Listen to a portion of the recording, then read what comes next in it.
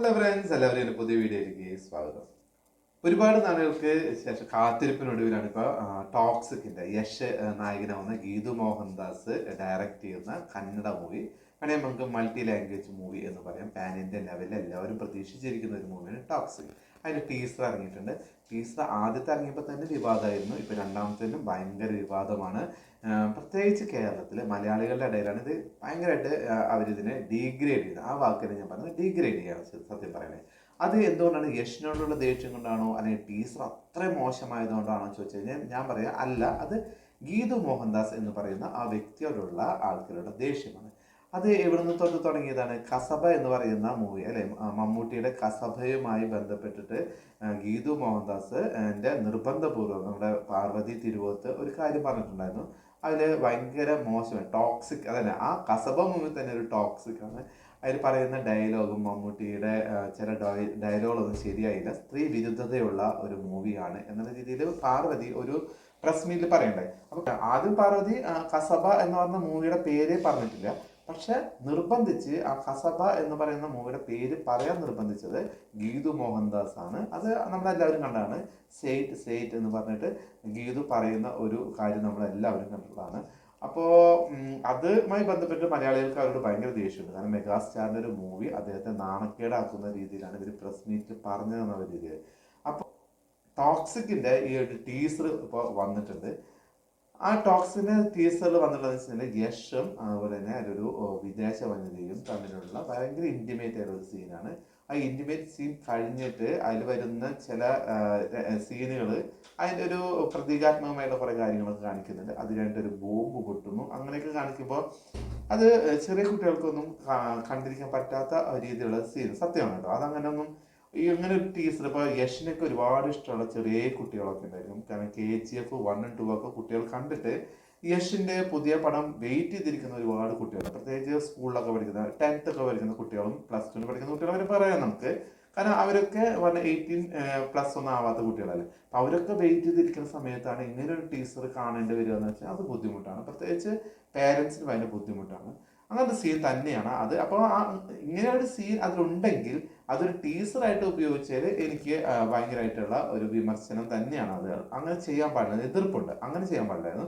അവർക്ക് വേണമെങ്കിൽ ആ സീൻ ഉണ്ടെങ്കിൽ അത് സിനിമയിൽ എന്തായാലും ഓൾറെഡി വരുമല്ലോ. പിന്നെ ടീസറിന് വേണ്ടിയിട്ട് ഇങ്ങനെ എന്തുകൊണ്ട് ഗീതു മോഹൻദാസ് ഉപയോഗിച്ചു എന്ന് ചോദിച്ചു കഴിഞ്ഞാൽ അത് ഗീതു മോഹൻദാസ് ഒരു മാർക്കറ്റിംഗ് ഇത് നോക്കിയതായിരിക്കും.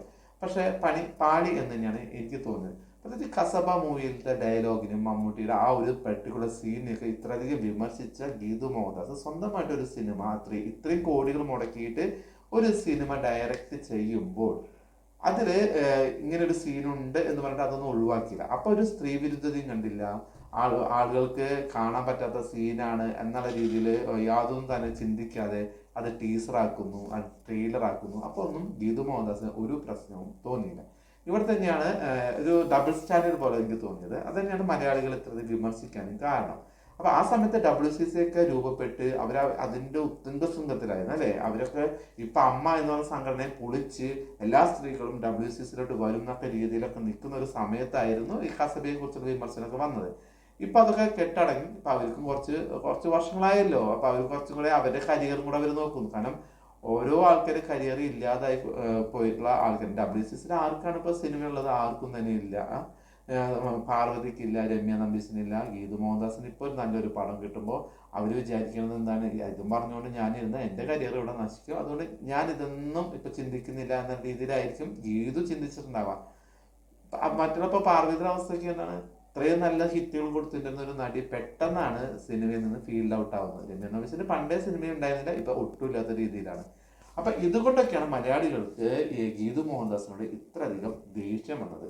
അപ്പൊ ആ ടീസർ വരുമ്പോൾ അവര് അതിനെ പരമാവധി അവരതിനെ വിമർശിക്കുകയാണ് ചെയ്യുന്നത്.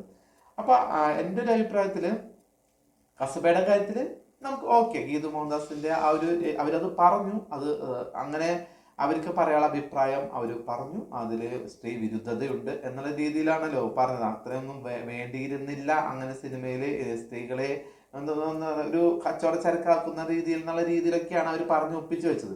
എന്നിട്ടാണ് ടോക്സിക്കില് ഇങ്ങനെയുള്ള സീനുകളൊക്കെ കാണുമ്പോൾ എല്ലാവർക്കും ഗീതു മോഹൻദാസിൻ്റെ ഈ ഒരു രീതി ശരിയായില്ല എന്നുള്ള അഭിപ്രായത്തിലൂടെ എല്ലാവരും എത്തിയത്. അത് ശരി തന്നെയാണ്, എനിക്കും അങ്ങനെ തന്നെയാണ് തോന്നിയത്. വേണ്ടിയിരുന്നില്ല.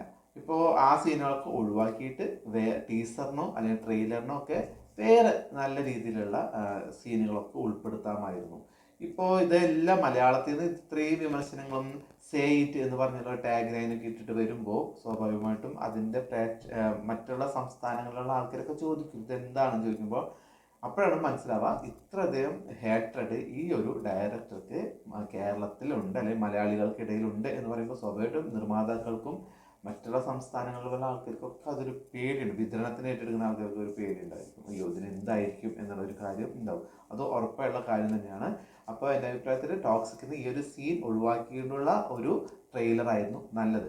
പിന്നെ പല ആൾക്കാരും പറയുന്നുണ്ട് ആ സ്വാഗില്ല, അത് കാണാം, അങ്ങനെ ഒന്നുമില്ല കേട്ടോ. എനിക്ക് വലിയ പിന്നെന്താണ് പഴയ പോലത്തെ ഒരു ട്രെയിലറാണ്, അതിന് ഒരു തരത്തിലുള്ള ഒരു പുതുമയില്ല, അല്ലെങ്കിൽ ഒരു നമുക്ക് അങ്ങനെ കണ്ട് വാവ് എന്ന് പറയുന്ന രീതിയിലൊന്നും ഇല്ല എന്നാണ് ഞാൻ പറയുന്നത്. ഇതിപ്പോൾ ഗീതു മോഹൻദാസിനോട് ദേഷ്യം കൊണ്ടാണ് ഇതിന് ഇത്ര അധികം ഇകഴ്ത്തി പറയുന്നത്.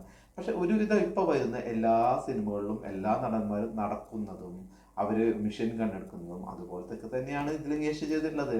അതിപ്പോൾ പ്രഭാസ് ആയിക്കോട്ടെ, ഇപ്പം രജനീകാന്ത് ആയിക്കോട്ടെ, ലാലേട്ടൻ ആയിക്കോട്ടെ, ഈ ഒരു നടത്തമുണ്ടല്ലോ അവരുടെ ഒരു പർട്ടിക്കുലർ, ഇവരൊക്കെ നടക്കുമ്പോൾ ഒരു പ്രത്യേക ഒരു സ്വാഗാണ്. അപ്പോൾ ആ ഒരു രീതിയിൽ തന്നെയാണ് യശ് ഇത് നടന്നിട്ടുള്ളത്. അല്ലാണ്ട് ഇപ്പോൾ യഷിന് വേണ്ടിയിട്ട് പ്രത്യേകമായിട്ട് എന്തെങ്കിലും ചെയ്യാനുണ്ടോ എന്ന് വെച്ച് കഴിഞ്ഞാൽ പ്രത്യേകമായിട്ട് ഒന്നും ചെയ്തിട്ടില്ല. അങ്ങനെയാണെങ്കിൽ മറ്റുള്ള നടന്മാരും അങ്ങനെ പ്രത്യേകിച്ച് ട്രെയിലറൊന്നും ചെയ്യുന്നില്ല. പ്രത്യേകിച്ച് ആക്ഷൻ സിനിമയിലൊക്കെ ഈ ഒരു സ്ലോ മോഷനിലുള്ള ഒരു വോക്ക് എന്ന് പറയുന്നത് നിർബന്ധം ഉള്ള പോലെ തന്നെയാണ്.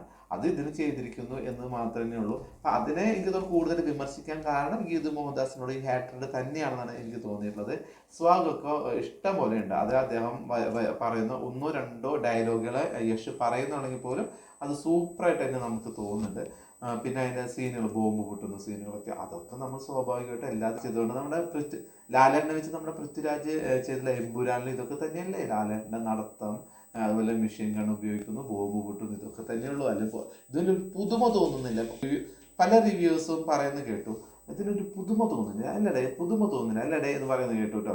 പക്ഷെ നമ്മുടെ എമ്പുരാൻ വന്നപ്പോൾ ഇതേപോലെ സീനുകൾ കണ്ടിട്ട് ഇതിനെ ആരും വിമർശിക്കുന്നില്ല. അത് ലാലേട്ടൻ്റെ പടമല്ലേ, പൃഥ്വിരാജിന്റെ പടമല്ലേ എന്നുള്ള രീതിയിലാണ് എല്ലാവരും ആരും വിമർശിച്ചില്ല. ഇപ്പൊ ഈ വിമർശനം വന്നത് പ്രത്യേകിച്ച് ഗീതു മോഹൻദാസ് ഈ പടം ഡയറക്റ്റ് ചെയ്യുന്നു എന്നുള്ള ഒറ്റ കാര്യം കൊണ്ടാണ്. അതെന്തായാലും നമുക്ക് അല്ല എന്ന് പറയാൻ പറ്റില്ല, അത് ഉറപ്പാണ്. അതിന് വിമർശനത്തിന് പ്രധാന കാരണം ഗീതു മോഹൻദാസ് എന്ന് പറയുന്ന ഡയറക്ടർ തന്നെയാണ്. പിന്നെ ഇതിൻ്റെ ഇപ്പോൾ റിലീസിങ്ങിൻ്റെ കാര്യം പറയുന്നത് 19/3/2026 അവർ വെച്ചിരിക്കുന്നത്. ഈ 19/3/2026 തന്നെ ഇപ്പോൾ 1000 കോടി നേടി ഭയങ്കര ഹിറ്റായിക്കണം, മെഗാ ഹിറ്റായിക്കൊണ്ടിരിക്കുന്ന ഒരു ഹിന്ദി മൂവിയാണല്ലോ ദുരന്തർ. അതിൻ്റെ 2ാം ഭാഗം ഈ 19/3/2026 റിലീസാവുന്നത്. അപ്പോൾ ഈ രണ്ട് പടങ്ങളും തമ്മിൽ ക്ലാഷ് ആവും. ഒരെണ്ണം പാൻ ഇന്ത്യൻ ലെവലിൽ പല ഭാഷകളായിട്ട് വരുന്ന ഒരു മൂവിയാണ് യഷിൻ്റെ ടോക്സിക്. അതായത് KGF ശേഷം എല്ലാവരും കാത്തുകൊണ്ട് ഇരിക്കുന്ന ഒരു മൂവി. ദുരന്തർ എന്ന് പറയുമ്പോൾ ഇത്രയും ഹിറ്റായിട്ടുള്ള ഒരു മൂവിയുടെ സെക്കൻഡ് ഭാഗം അല്ലേ. അപ്പോൾ അതായത് ഇപ്പോൾ ബാഹുബലിയുടെ സെക്കൻഡ് ഭാഗം, KGF സെക്കൻഡ് ഭാഗം എല്ലാവരും വെയിറ്റ് ചെയ്തിരുന്നു. അതുപോലെ കാന്താരയുടെ സെക്കൻഡ് ഭാഗം എന്നൊക്കെ പറയുമ്പോൾ എല്ലാവരും വെയിറ്റ് ചെയ്തിരുന്ന പോലെയാണ് ഇപ്പോൾ എല്ലാവരും ദുരന്തന്റെ 2ാം ഭാഗം കാത്തിരിക്കുന്നത്. ആ സമയത്താണ് ഒരേ ദിവസം ടോക്സിക് റിലീസാകുന്നത്. അത് അവരുടെ ആ ഒരു ഗട്ട്സ് ഞാൻ സത്യം പറയുകയാണെങ്കിൽ അപ്രീഷിയേറ്റ് ചെയ്യണം. കാരണം അവർ മാറ്റി വെച്ചിട്ടൊന്നുമില്ല, ആ രീതിയിൽ തന്നെ അവർ ഇറക്കും എന്ന് പറഞ്ഞാൽ അവർക്ക് ആ പടത്തിലൊരു കോൺഫിഡൻസ് കൂടുതലാട്ടോ. കാരണം പുതിയൊരു പ്രൊഡക്ഷൻ കമ്പനിയൊക്കെയാണ്, അവരാണ് ജനനായകൻ എന്ന് പറയുന്ന വിജയിൻ്റെ മൂവിയൊക്കെ അവർ തന്നെയാണ് ചെയ്യുന്നത്. പക്ഷേ പുതിയ ആൾക്കാരാണ്, പക്ഷെ അവർ റിസ്ക് ഏറ്റെടുത്തു എന്നുള്ളത് അവരെന്തായാലും അപ്രീഷിയേറ്റ് ചെയ്തേ പറ്റുള്ളൂ. പ്രത്യേകിച്ച് ഒരു വനിതാ ഡയറക്ടർ, ഇത്രയും വിമർശനങ്ങളുള്ള ഒരു ഡയറക്ടർ, യഷിൻ്റെ ടീസറിനെല്ലാം വിമർശനങ്ങളൊക്കെ വന്നിട്ട് പോലും അവർ ആ ഡേറ്റ് അതിൽ തന്നെ 19/3/2026 ഇറക്കും എന്നുള്ള രീതിയിലാണ് ഇപ്പോൾ ടീസർ ഇറങ്ങിയിരിക്കുന്നത്. എന്തായാലും ടോക്സിക്കിനൊക്കെ യഷിൻ്റെ ഒരു പടമല്ലേ, നമ്മൾ ഗീതു മോഹൻദാസിന് മാറ്റി നിർത്താം, യഷിൻ്റെ ഒരു പടമാണ് എന്നുള്ള രീതിയിൽ നമുക്ക് പോയി കാണാം. അത് ഹിറ്റാവട്ടെ. എന്തായാലും ഇത്രയും കഷ്ടപ്പെട്ട് എടുക്കുന്ന ഒരു അല്ല ഏതൊരു മൂവിക്കും അതിൻ്റെതായ കഷ്ടപ്പാടുകളുണ്ട്. അപ്പോൾ ചെറിയൊരു കാര്യം പറഞ്ഞുകൊണ്ട് വിമർശിച്ച് അത് വീണ്ടും വീഡിയോ ചെയ്ത് ട്രോൾ ചെയ്ത് എന്തിനാണ് വെറുതെ നശിപ്പിക്കുന്നത്? കാരണം അവിടെ അപ്പുറത്ത് ഒരു പ്രൊഡ്യൂസേഴ്സ് ഉണ്ട്, അവർ എത്രയോ കാശുകൾ മുടക്കിയിട്ടാണ് അവർ ഒരു മൂവി എടുക്കുന്നത്. ഇപ്പോൾ ജനനായകൻ തന്നെ ഡേറ്റ് മാറ്റി മാറ്റിക്കൊണ്ട് പ്രൊഡ്യൂസറിന് ഒരു 50 കോടിയിലെങ്കിലും നഷ്ടം ഇപ്പം തന്നെ വന്നിട്ടുണ്ടാവും. അപ്പോൾ ഇനി ഓരോ ദിവസം ചെല്ലുന്തോറും ജനനായകൻ്റെ റിലീസിങ് നീണ്ടു പോകുമ്പോൾ എന്തോരം നഷ്ടം ഉണ്ടാവും ആ പ്രൊഡ്യൂസറിന് അല്ലേ. അതേപോലെ ഇപ്പോൾ ടോക്സിക് വരുമ്പോഴേക്കും ഇത്രയും വിമർശനം വന്നു കഴിഞ്ഞാൽ ശരിക്കും പറഞ്ഞെങ്കിൽ ഇത്രയും കോടികൾ മുടക്കി നല്ല പടങ്ങൾ ചെയ്യാനിരിക്കുന്ന പ്രൊഡ്യൂസേഴ്സിനെ അപേക്ഷിച്ച് അതൊരു മോശം കാര്യം തന്നെയാണ്. അപ്പോൾ അങ്ങനെയുള്ളവരൊക്കെ നമ്മൾ പ്രോത്സാഹിപ്പിക്കണം. അപ്പോൾ ഈ ഒരു സഭയൊക്കെ വന്ന് കഴിഞ്ഞ് അതിൻ്റെ അഭിപ്രായം പറഞ്ഞു കഴിഞ്ഞ് കുറേ കാലങ്ങൾ അതെന്നെ എടുത്ത് കുത്തിപ്പൊക്കി എടുക്കേണ്ട ആവശ്യമുണ്ടെന്ന് എനിക്ക് തോന്നുന്നില്ല. എന്തായാലും ഗീതു മോഹൻദാസ് ഇപ്പോൾ പുതിയൊരു പടമായിട്ട് വരുവാണ്. നമ്മൾ അവരെ അപ്രീഷിയേറ്റ് ചെയ്യുക. അവർക്ക് നല്ല ഒരു വനിത ഒരു ഡയറക്ടർ, ഒരു മലയാളി അല്ലേ എന്നുള്ളൊരു പരിഗണന കൊടുത്തിട്ട് എനിക്ക് തോന്നുന്നു കുറച്ച് അവർ ഒരു ടോക്സിക് ആയിട്ടുള്ള കുറച്ച് ഇതൊക്കെ കുറയ്ക്കണം എന്നാണ് എനിക്ക് തോന്നുന്നത്. അപ്പോൾ എന്തായാലും all the best to toxic team എന്ന് എനിക്ക് പറയാനുള്ളൂ. അടുത്തൊരു വീഡിയോ ആയിട്ട് വരുന്നത് എല്ലാവർക്കും